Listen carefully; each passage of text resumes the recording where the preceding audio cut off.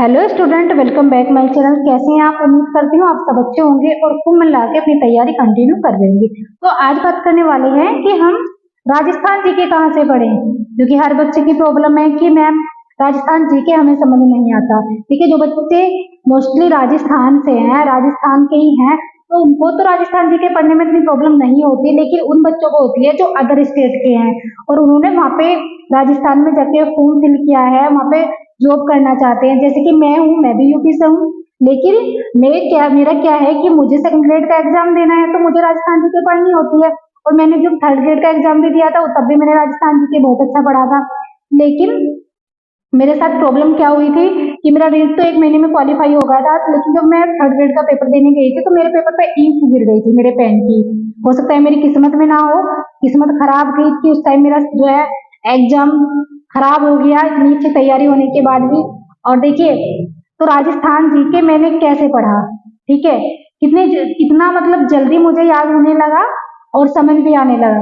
तो आपको मैं बताऊंगी, आपको कुछ चैनल के नाम भी बताऊंगी जहां से आप इन चैनल से पढ़ के आप राजस्थान ज्योग्राफी आपको कहाँ से पढ़नी है, पॉलिटी कहाँ से पढ़नी है, ये भी मैं आपको बताऊंगी। साथ में ये भी बताऊंगी कि आप बुक से कैसे तैयार कर सकते हैं।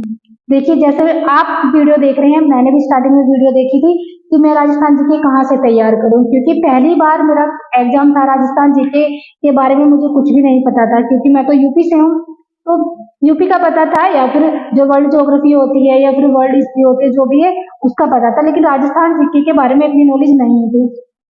तो पहले तो मुझे रीट देना था, तो रीट मेरा हो गया था, लगभग 1 महीने में रीट क्वालिफाई हो गया था। वो इसलिए हो गया था क्योंकि सीटेट का एग्जाम कई बार क्वालिफाई किया है, और जैसे यूपी टेट का भी किया था। उनका जो सिलेबस हमारा मैच होता है, जैसे वहाँ पे ना सीडीपी सेम होती है और हिंदी इंग्लिश सेम होती है, बस थोड़ा बहुत जो तैयार किया था राजस्थान जीके मुझे अलग से पढ़ना पड़ा था, तो उससे मेरा हो गया था। लगभग मेरे रीट में 100+ नंबर है, ठीक है, जो 2022 वाला था। तो उससे बाद में मुझे थर्ड ग्रेड का एग्जाम देना था। सबसे पहले मैंने चेक किया ना, मैंने टेलीग्राम बनाया था, और टेलीग्राम पे मैंने राजस्थान जीके के जो है कई सारे चैनल सर्च करे, फिर वहां पे जाके मुझे एक बुक मिली जो वाल पब्लिकेशन की बुक थी, तो मैंने उसे पढ़ना स्टार्ट किया। तो मुझे पढ़ने में इजी लगी और मतलब लग रहा था कि इससे मुझे समझ में आ रहा है। तो फिलहाल जैसे मैं अदर स्टेट से हूँ, तो ऐसा तो है नहीं कि मैं मार्केट जाऊंगी और फटाफट बुक खरीद के ले आऊंगी। तो मेरे पास वो एक ही बुक थी, और वो भी कहाँ पे थी, मेरे फोन में सेव थी, यानी कि टेलीग्राम पर थी। तो टेलीग्राम पे ही मैंने वो स्क्रॉल करके पूरी पढ़नी शुरू करी, और वो मुझे समझ आने लगी धीरे धीरे। उसके बाद मैंने सोचा कि अगर मैं इस पूरी बुक को फोन से करूंगी तो हो सकता है कि आंखों पे ज्यादा जोर पड़े, क्योंकि हम बहुत 1 घंटे तक हमें फोन पे जो है नहीं पढ़ाई करनी चाहिए लगातार। तो फिर मैंने उसे ऑनलाइन मंगा लिया था, वो मेरी पहली बुक थी राजस्थान जीके के लिए। फिर उसके बाद मैंने कुछ बच्चों ने मतलब कुछ टीचरों ने बोला कि राजस्थान अगर जीके आप पढ़ना चाहते हैं तो आप जो राजस्थान बोर्ड की बुक होती है ना, आरबीएससी बोर्ड की, उन्हें पढ़ो।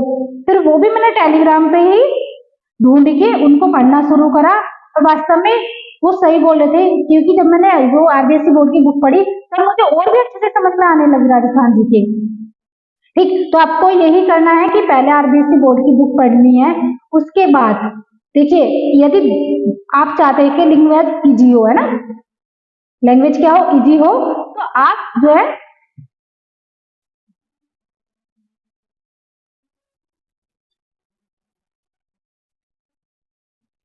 टिकवाल पब्लिकेशन की बुक बेस्ट है, आप पढ़ सकते हैं, इजी लैंग्वेज है उसकी। लेकिन क्या है, अगर आप बहुत सारा पढ़ना चाहते हैं, आप चाहते हैं कि बहुत ज्यादा हमको पढ़ना है, तो फिर आप पेनोरमा जो बुक आती है वो आप ले सकते हैं।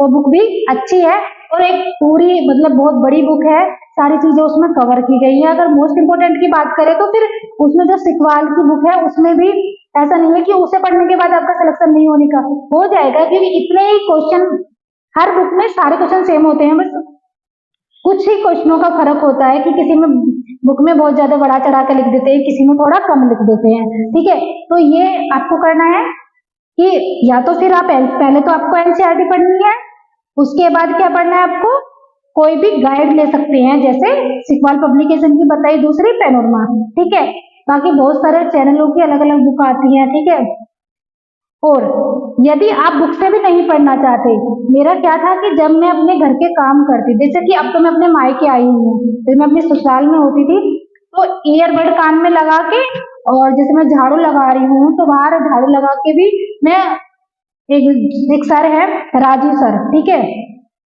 वो जीके पढ़ाते हैं। तो मैं स्प्रिंग बोर्ड एकेडमी के जो ओनर है उनकी बात कर रही हूँ, ठीक है। तो वो ज्योग्राफी मतलब हिस्ट्री इतनी अच्छी पढ़ाते हैं कि आपको सुनते सुनते भी वो याद हो जाती है, ठीक है। उनकी आवाज आपके कान में गूंजने लगेगी जब आप सुनते रहेंगे। तो मैं फ्री टाइम की बात कर रही हूँ, ठीक है। जब आपके पास टाइम है तब आप बुक भी पढ़ सकते हैं, और जो भी टीचर से पढ़ने में आपको इंटरेस्ट आता है उससे पढ़ सकते हैं। पर मैं अपना बता रही कि मैंने कहाँ से किया था, तो उनसे पढ़ा था, ठीक है। और ऐसे ही मैंने ज्योग्राफी जो पढ़ी है वो कॉन्सेप्ट एकेडमिक चैनल है वहां से पढ़ी है, ठीक है। और वहाँ पे पॉलिटी भी आपको पढ़ाते हैं, सारे सर अच्छा पढ़ाते हैं, तो आप वहां से भी तैयारी कर सकते हैं। और भी बहुत सारे चैनल हैं जो राजस्थान जीके की मैराथन क्लास लाते हैं, एक बार आप मैराथन देख लो, ठीक है। उससे क्या है आपको पता लग जाएगा कि क्या क्या चीजें हुई हैं, कैसे कैसे हुई हैं। उसके बाद आप बुक से पढ़ना शुरू कर दो, ठीक है। और साथ में PYQ, जैसे कि आपने एक चैप्टर पढ़ा, मान लिया आपने राजस्थान के प्रजामंडल आंदोलन पढ़ा, प्रजामंडल आंदोलन कहाँ से किया आपने, RBSC बोर्ड की बुक से तैयार किया, ठीक है। उसके बाद आपको लगा कि हो सकता है इसमें कुछ मिस हो गया, आप चाहे पनोरमा से पढ़ेंगे सेकंड टाइम, या फिर आप कोई भी और गाइड जो मैंने बताई है सिखवाल पब्लिकेशन की वो ले सकते हैं, उससे आपने तैयार किया।